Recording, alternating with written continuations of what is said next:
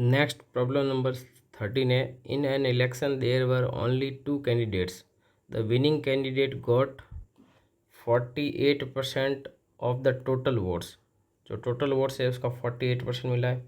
His opponent got 6800 votes, which was the 34% of the total votes. Some of the votes were invalid.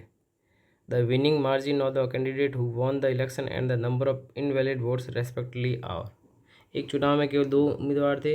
जो जीतने वाला उम्मीदवार है, विजयी उम्मीदवार, उसको कुल मतों का 48% मत प्राप्त हुए हैं और विरोधी उम्मीदवार 6800 वोट प्राप्त हुए हैं और जो कुल मतों का 34% के बराबर है और कुछ मत जो है वो अमान्य हो गए हैं। तो विजयी उम्मीदवार का विनिंग मार्जिन और अमान्य मतों की संख्या क्रमशः क्या होगी।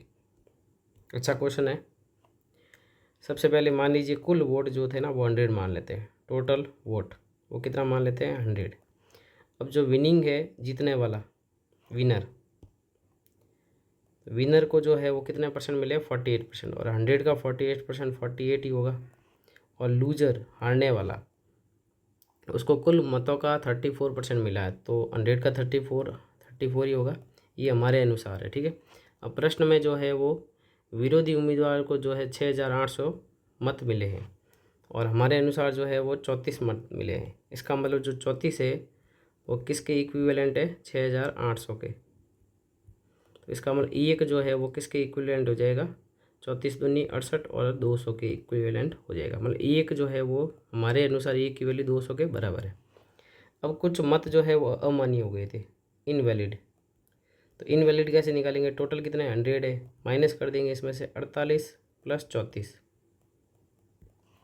तो 100 का 100 माइनस का माइनस, 8 और 4 कितने हो गए 12 और 4 और 7 3 8 हो गया और 100 में से 82 घटाएंगे कितना आएगा 18।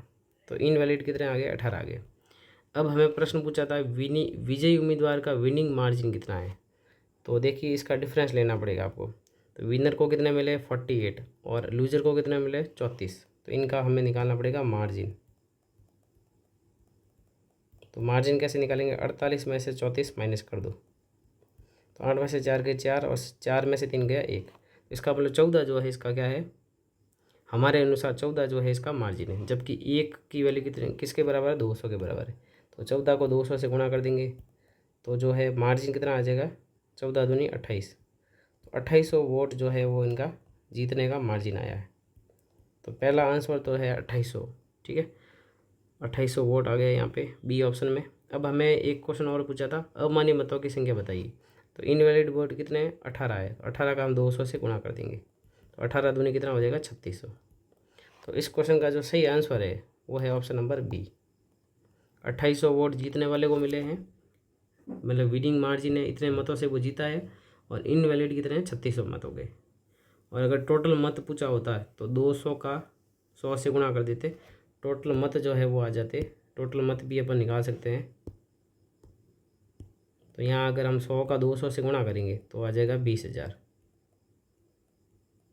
तो टोटल वोट कितने हुए थे 20,000 हुए थे। इसी प्रकार की मैथ से रिलेटेड प्रॉब्लम के लिए हमारे चैनल से जुड़े रहें। इस वीडियो में इतना ही, नेक्स्ट वीडियो में मिलेंगे। Thank you. Thank you for watching this video. If you enjoyed it, please hit the like button and the bell notification icon.